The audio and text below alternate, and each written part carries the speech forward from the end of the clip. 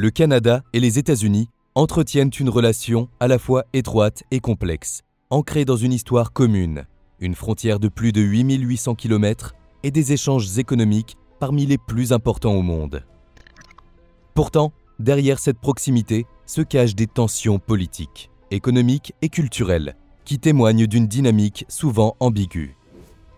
D'ailleurs, les tensions n'ont jamais été aussi fortes depuis que le président Trump, fraîchement réélu, a déclaré que le Canada devrait devenir le 51e État américain.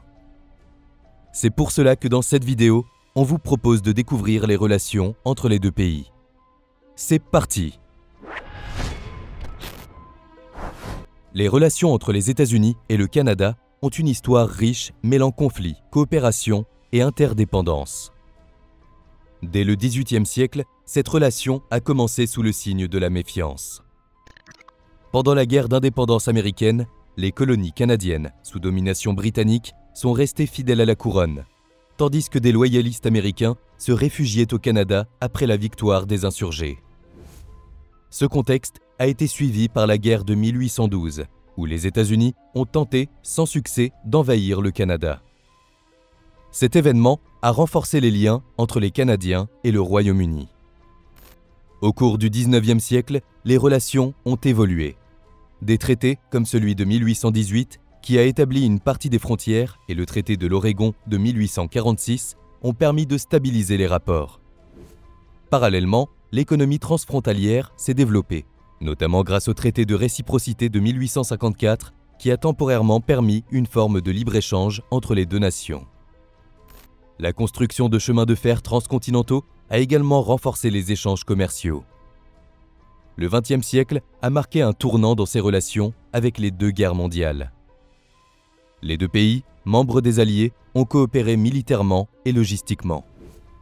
Cette collaboration s'est notamment approfondie pendant la Seconde Guerre mondiale, comme avec le plan de défense conjoint Ogdensburg en 1940, visant à coordonner les défenses nord-américaines contre d'éventuelles menaces extérieures. Pendant la guerre froide, cette coopération a culminé avec la création du NORAD en 1958, un commandement conjoint pour protéger l'espace aérien nord-américain contre les menaces soviétiques. En parallèle, les deux nations sont des membres fondateurs de l'OTAN, renforçant leur partenariat militaire. Cependant, malgré ces collaborations étroites, des tensions ont émergé. Sur le plan commercial, des différends ont opposé les deux pays, notamment sur des questions comme le bois d'œuvre, les produits agricoles et les négociations autour de l'ALENA, signée en 1994.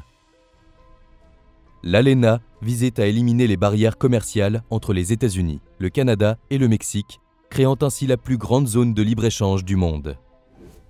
Cependant, des désaccords persistants ont conduit à des négociations pour moderniser cet accord. En 2020, l'ALENA a été remplacée par l'accord Canada-États-Unis-Mexique, alias ASEUM, qui vise à résoudre certains de ces différends et à améliorer les conditions commerciales entre les trois pays. Aussi appelé l'accord de libre-échange nord-américain, sa révision aura lieu en 2026. Sur le plan culturel, le Canada a parfois critiqué l'influence dominante de la culture américaine sur ses médias, cherchant à préserver son identité propre. On peut par exemple parler de la réglementation canadienne en matière de radiodiffusion, qui vise à promouvoir le contenu canadien et à limiter l'influence dominante de la culture américaine. Le Conseil de la radiodiffusion et des télécommunications canadiennes impose ainsi des quotas de contenu canadien pour les stations de radio et de télévision.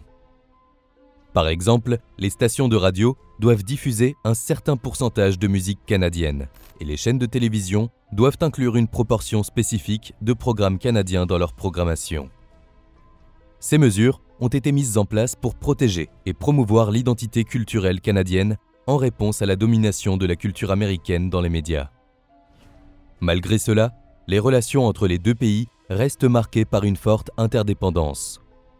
Les États-Unis demeurent le principal partenaire commercial du Canada, tandis que des initiatives transfrontalières, comme la protection des Grands Lacs, illustrent leur collaboration en matière environnementale. Cependant, des tensions ponctuelles, notamment autour du pipeline Keystone XL et des politiques migratoires, rappellent que des désaccords subsistent.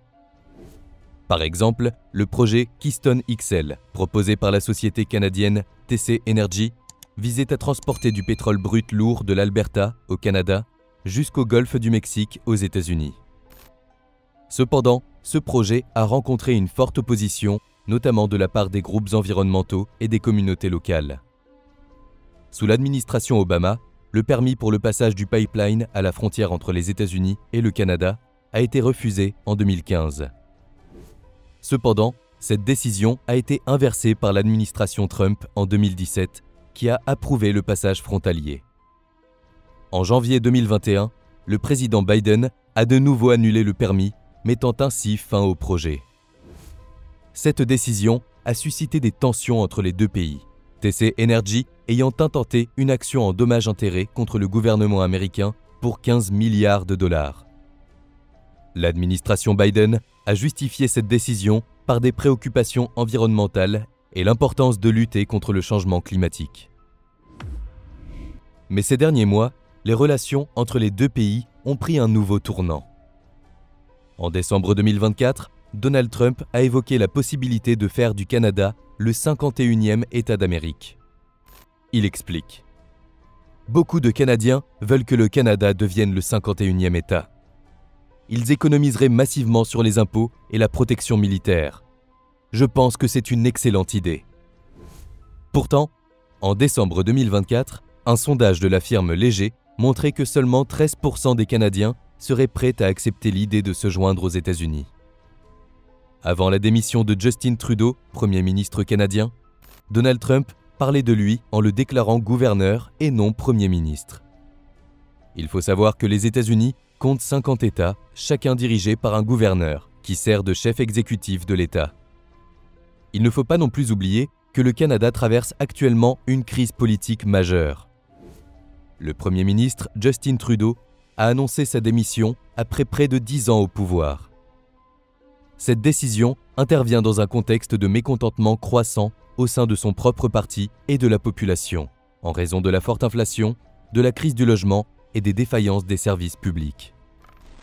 La démission surprise de la vice-première ministre Chrystia Freeland, en désaccord avec Trudeau sur la gestion des tensions économiques avec les États-Unis, a également contribué à cette instabilité. De plus, les récentes déclarations de Donald Trump promettant d'imposer des droits de douane de 25% sur le Canada et le Mexique ont aggravé la situation.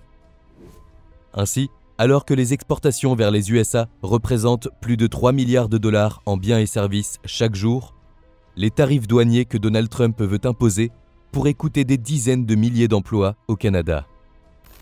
Le Parti libéral doit maintenant trouver un nouveau leader pour affronter les prochaines élections législatives prévues en octobre 2025. La situation est d'autant plus critique que le parti est au plus bas dans les sondages, avec un retard de plus de 20 points face au principal adversaire conservateur, Pierre Poilievre. Mais revenons aux déclarations de Donald Trump. En réponse, Justin Trudeau a déclaré « Jamais, au grand jamais, le Canada ne fera partie des États-Unis ». Mais pourquoi Donald Trump tient-il de tels propos ?